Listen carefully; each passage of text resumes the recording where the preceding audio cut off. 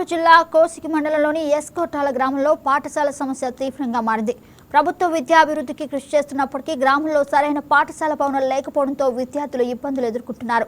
ప్రస్తుతం శిథిల వ్యవస్థకు చేరిన భవన పరిస్థితి కారణంగా చర్చిలోనే 24 మంది విద్యార్థులకు పాఠాలు బోధిస్తున్నట్లు గ్రామ ఉపాధ్యాయుడు తెలిపారు.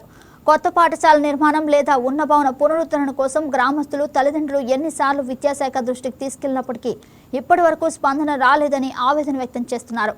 రానున్న వర్షాకాలంలో విద్యార్థులకు మరింత ఇబ్బందులు తలెత్తే అవకాశం ఉందని ఆవేదన వ్యక్తం చేస్తున్నారు. ఈ నేపథ్యంలో అధికారులు వెంటనే స్పందించి పాఠశాల నిర్మాణ పనులు చేపట్టాలని గ్రామస్తులు కోరుతున్నారు. మా గ్రామంలో స్కూల్ పడిపోయి సంవత్సరం అయింది. మా పిల్లలు చాలా ఇబ్బందుల్లో ఉన్నారు. చర్చిలో స్కూల్ చెప్తున్నారు. దయచేసి మాకు స్కూల్ కావాలని కోరుతున్నాము.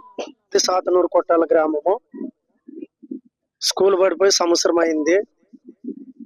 అధికారులకు మేము అర్జీ రూపంలో చెప్పినా కూడా అధికారులు పట్టించుకోలేదు. ఇప్పటి వరకు స్కూల్ చర్చిలో చెప్తున్నారు. ఇది వర్షాకాలం కాబట్టి విద్యార్థులు చాలా ఇబ్బందులు పడుతున్నారు. అధికారులు ఇప్పటి వరకు స్పందించలేకపోవడంతో గ్రామస్తులు బాధపడుతున్నాము. ఇప్పుడున్న గవర్నమెంట్ ఆంధ్రప్రదేశ్ శాఖ మంత్రి నారా లోకేష్ సార్ గారు స్పందించి మాకు మా గ్రామానికి విద్యార్థులకు న్యాయం చేయవలసిందిగా కోరుచున్నాము.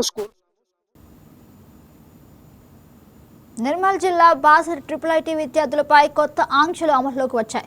క్యాంపస్లో సెల్ ఫోన్ వినియోగంపై కఠిన నిబంధనలు విధిస్తూ యూనివర్సిటీ అధికారులు అధికారిక వెబ్సైట్లో సర్క్యులర్ విడుదల చేశారు.